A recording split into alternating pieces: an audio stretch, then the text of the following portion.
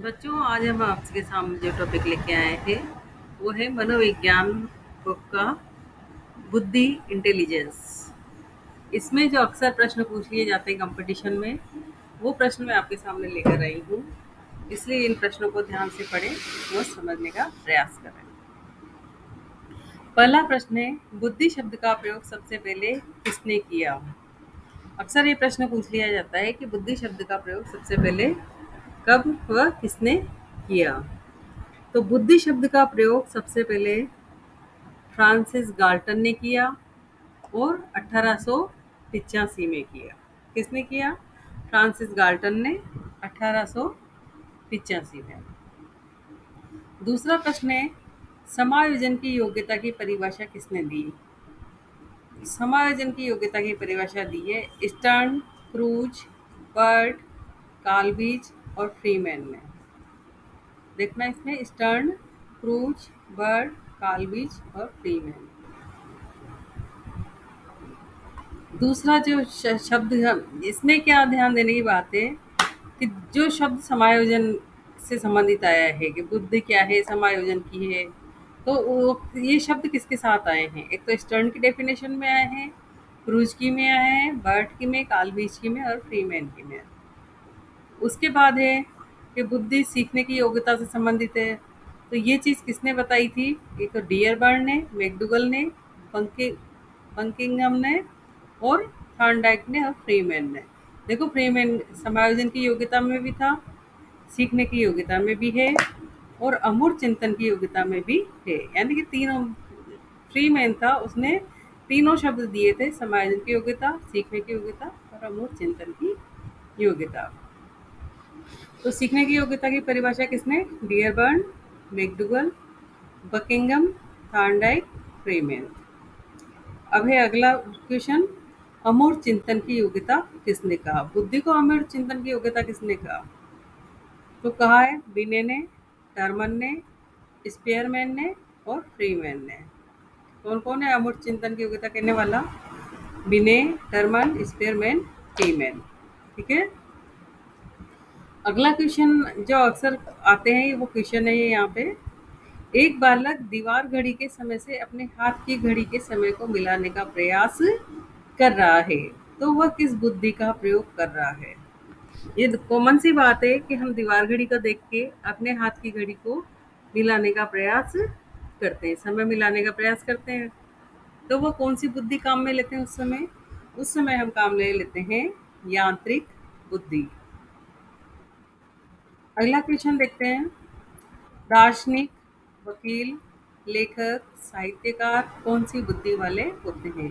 जो दार्शनिक होते हैं, दर्शन से संबंधित बातें करते हैं, या वकील होते हैं, या लेखन वाले होते हैं, या साहित्य वाले होते हैं, उनके पास कौन सी बुद्धि होती है? तो हम उनकी बुद्धि को कहेंगे अमूर्त या सूक्ष्म बुद्धि। ध्यान देने की बात है कि अक्सर पूछे जाते हैं इसमें कि दार्शनिक के पास कौन सी बुद्धि होती है, तो हम बता सकते हैं कि अमूर्त या सूक्ष्म बुद्धि होती है। या साहित्यकार है, वकील है और लेखक कौन सी बुद्धि काम में लेते हैं? तो अमूर्त और सूक्ष्म बुद्धि काम में लेते हैं। अगला प्रश्न है, राजनेता, धार्मिक नेता, समाज सेवक कौन सी बुद्धि में आते हैं? जो राजनेता होते हैं, धार्मिक नेता होते हैं, समाज सेवक होते हैं, तो उनकी जो बुद्धि कहलाती है वो होती है सामाजिक बुद्धि। अगला क्वेश्चन देखेंगे, ज्ञान का क्या कार्य है? तो बाह्य वातावरण की सूचनाएं एकत्र करना। ज्ञान क्या करता है? हम कहते हैं कि भाई किसी को लिखना आ गया उसी को ज्ञान नहीं है, जिसको अच्छा सुनना भी आ गया वो भी ज्ञान का अर्जन कर सकता है। जो इधर उधर की जो सूचनाएं हैं उनको एकत्र करने का काम करता है। बाह्य वातावरण से सूचनाओं को एकत्र करना ज्ञान का काम होता है। अब बुद्धि का कार्य क्या है? तो ज्ञान का उपयोग करना, ज्ञान का सामान्य उपयोग करना। तो बुद्धि क्या करती है? दोनों तरह से काम करती है। हमें जब बहुत सारी इंटेलिजेंस हो जाती है, सूचना एकत्र हो जाती है, बहुत कुछ समझ में आ जाता है, तो हम क्या करते हैं? या तो उस ज्ञान का उपयोग करते हैं, सही उपयोग कर लेते हैं, अच्छी तरीके से काम में लेते हैं और सबका उद्धार कर देते हैं। हमसे जो भी जुड़ेगा वो उसको भी ज्ञानी हो जाएगा। लेकिन कितनी बार हम क्या करते हैं? उसी ज्ञान का दुरुपयोग भी कर लेते हैं। तो बुद्धि क्या कार्य करती है? या तो ज्ञान का उपयोग करती है या उसका सामान्य उपयोग करती है। विवेक का कार्य क्या होता है? विवेक होता है बुद्धि का प्रयोग नैतिक अनैतिक परिस्थितियों में करना, ज्ञान का विशिष्ट उपयोग कहलाता है। विवेक उसे कहते हैं कि जब हमारे पास बुद्धि तो है, ज्ञान तो है, लेकिन हमारे सामने परिस्थितियां विपरीत है, तो उस समय हम हमारी इंटेलिजेंस को किस प्रकार से काम में ले रहे हैं, कैसे उसका उपयोग कर रहे हैं, उसे किसी की मदद करने में या भले काम करने में या अच्छा डिसीजन लेने में उपयोग कर रहे हैं, तो वो विवेक कहलाता है। यानी कि हमें सही निर्णय तक पहुंच गए, हमने हमारे कार्य से कई लोगों का भला हो गया या समाज का भला हो गया, तो वो क्या कहलाएगा? हमारा विवेक कहलाएगा। तो बुद्धि का प्रयोग नैतिक अनैतिक परिस्थितियों में करना और ज्ञान का विशिष्ट उपयोग करना, ये क्या होता है? विवेक। अगला प्रश्न है, बुद्धि पर किसका प्रभाव पड़ता है? तो बुद्धि पर जाति धर्म लिंग स्थान आदि का कोई प्रभाव नहीं पड़ता है। ठीक है ना? तो बुद्धि बुद्धि क्या है? धीरे धीरे आएगा कि तो फिर बुद्धि क्या हुई? बुद्धि पर किसका प्रभाव पड़ता है? हम कहते हैं यदि कोई छोटी जाति में पैदा हो गया तो क्या उसके पास विकसित दिमाग नहीं होगा? उसके पास भी दिमाग हो सकता है। जैसे हमारे यहाँ एग्जाम्पल है डॉक्टर भीमराव अंबेडकर। धर्म, किसी भी धर्म का व्यक्ति हो, स्त्री हो या पुरुष हो, किसी भी स्थान का रहने वाला हो, तो इन बातों का उस पर कोई प्रभाव नहीं पड़ता। किसी भी जाति, किसी भी धर्म, किसी भी लिंग या स्थान का व्यक्ति बुद्धिमान हो सकता है। बुद्धि का विकास कब होता है? शेषावस्था में लगभग 90% बुद्धि का विकास हो जाता है। जब बालक बहुत छोटी उम्र में होता है तो उसका 90% बुद्धि का विकास हो जाता है। इसके बाद 16 से 18 साल तक बुद्धि का लगभग पूर्ण विकास हो जाता है। अगला क्वेश्चन है, बुद्धि का एक खंड, एक तत्व, एक कारक निरंकुशवादी सिद्धांत के प्रवर्तक कौन थे? ये बुद्धि का सिद्धांत है। इस सिद्धांत का नाम है एक खंड, एक तत्व, या कह देंगे एक कारक, या कह देंगे हम निरंकुशवादी सिद्धांत। इसके प्रवर्तक कौन थे? तो इस सिद्धांत के प्रवर्तक अल्फ्रेड बिने एवं सहयोगी टर्मन, स्टर्न, जॉनसन, एबिंगहास। इसके प्रवर्तक मेन तो कौन थे? अल्फ्रेड बिने। कौन? अल्फ्रेड बिने। किसके? एक खंड सिद्धांत के। लेकिन इनके और सहयोगी भी थे, तो सहयोगी के नाम है टर्मन, स्टर्न, जॉनसन, एबिंगहास। ठीक है। अगला क्वेश्चन है, बुद्धि का द्वितत्व, द्विखंड, द्विकारक, सामान्य एवं विशिष्ट योग्यता का सिद्धांत, वास्तविक मानसिक शक्ति का सिद्धांत किसने दिया? तो देखो, एक ही सिद्धांत है, उसके कितने नाम हैं? द्वितत्व, उसी को द्विखंड भी बोल देते हैं, उसे द्विकारक भी बोल सकते हैं, सामान्य एवं विशिष्ट योग्यता का सिद्धांत भी कह सकते हैं, या वास्तविक मानसिक शक्ति का सिद्धांत भी हम कह सकते हैं। तो ये किसने दिया? तो ये सिद्धांत दिया स्पीयरमैन ने। अगला क्वेश्चन है, बुद्धि का त्रितत्व, त्रिकारक, त्रिखंड सिद्धांत किसने दिया? तो ये है स्पीयरमैन। द्वितत्व भी दिया था स्पीयरमैन ने और त्रितत्व भी दिया है स्पीयरमैन ने। ठीक है।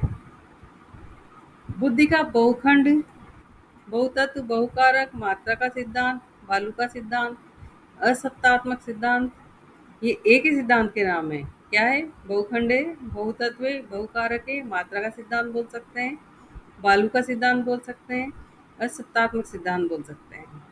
तो ये किसने दिया? ये दिया है थॉर्नडाइक ने।